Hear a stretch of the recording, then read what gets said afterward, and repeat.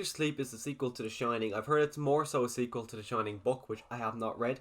I've only seen the movie one time and I actually really enjoyed it the first time, but I've one of those movies I've never really had that itch to go back and watch it again. But after watching this movie, Doctor Sleep, I really want to go back and watch The Shining again because this movie was really, really good. I really enjoyed this movie, and I didn't really think I would. I wasn't really expecting much. I knew I was going, okay. I'd go see it, but I wasn't really anticipating this movie much. Like, I wasn't really on my radar. It was the kind of movie like if I didn't see it opening weekend and I didn't see it at all in cinema, I think I probably would have went my entire life without ever actually seeing this movie. But I'm extremely glad I got to see this in cinema just because this movie is actually fantastic. My biggest thing about this movie is Ewan McGregor. I don't understand how this guy does not get more roles. I think he's a phenomenal actor. I know he's got his franchise, like he's in the prequel Star Wars, he's got Train Spotting, and he's got all other stuff like that. But why is he not getting more? This man deserves so much more because he's an actual phenomenal actor. I don't understand why he just does not get the same kind of roles as like Leonardo DiCaprio, Brad Pitt, where these, because I think he is on the same level as them, because I think he is a phenomenal actor. Why is he not getting these roles? Not only is Ewan McGregor great in this movie though, he's got the supporting cast is actually phenomenal as well. There's also this young girl who goes around with Ewan McGregor, she also has a bit of the shining. I think the actress's name is Kaylee Curran, I think it's pronounced, but she is a phenomenal actress, especially for how young she is.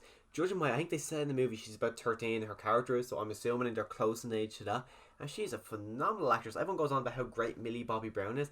I think this actress is like 10 times better than her. She's just a phenomenal actress in this movie. I couldn't get over, especially how young she is, how good, like when she was off screen, I kind of wanted her to come back just because of how good she was, and especially her and Ewan McGregor, the relationship they had was just very good, and she was very threatening in a way. I just really enjoyed her performance, as well as the villain of this movie called Rose the Hat, I think her character's name was, played by Rebecca Ferguson. She was incredibly creepy, and her entire group was incredibly creepy and off-putting. Like every time they came on screen, I knew something was going to happen, and I didn't like it, especially when there's all you see it throughout this movie, all the stuff they're doing and like what this movie is about. I just didn't like their characters at all, especially because they're villains. You're not supposed to like them, and I just found them really creepy. And every time they were on screen, I just felt something very unsettling, and I just didn't want them there. Especially when they were close to our characters, I did not want them anywhere near them, just to show how dangerous it actually was. And because it's the sequel, the question has to be asked: is it a good sequel? Is it better than the first, or is it just a kind of disappointing sequel?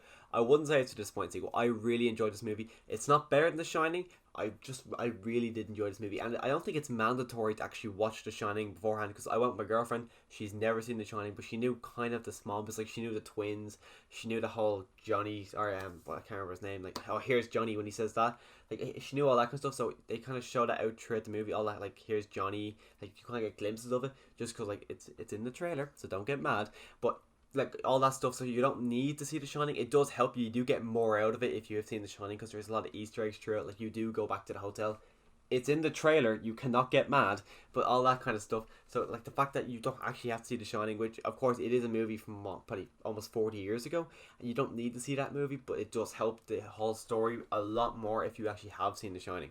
And as well, because it is a horror movie, the question also has to be asked: is this movie scary? And I found this movie to be very creepy. It was very unsettling. I think I jumped once or twice throughout this movie, and it wasn't one of those cheap jump scares just because like, oh, it's a big loud noise, your major reaction is to jump. It was actually, I actually kind of did get scared. That's what the actual jump scare was. I was scared rather than just a loud noise being shot behind my ears, where I didn't, as I said, I got scared a little bit, but my girlfriend got very scared throughout this movie, and she's never seen The Shining, so I think that's because I was a bit numb because I seen The Shining, so I knew some of this kind of stuff, but she never seen it, so it's like completely being reintroduced to this world for her, so she actually didn't know any of it. So the fact that some of these jump scares did get her shows that it is a good horror movie in a way. And also just because I've seen it, and I'll say if some people have seen The Shining many times, I don't think maybe they probably would still get scared, because there is some very good horror elements to this movie which you do really want for a horror movie as well. The story of this movie was incredibly interesting. Like from the minute it starts off a bit slow, but like from the minute this movie started, I was hooked. I was very interested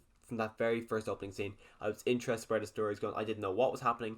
I just really wanted to see how the story is going to play out, how this movie is going to end, how our characters are going to get from A to B, and just how everything in between was going to settle, and how everything in between was going to come about, because I was just extremely interested from start to finish. So when it does come to Doctor Sleep, I think this movie was phenomenal. If you have not seen this movie, definitely go out and see it. As I said, it's not mandatory to go see The Shining, but I think you will get more out of it if you watch The Shining first. So watch The Shining tonight, go see Doctor Sleep tomorrow.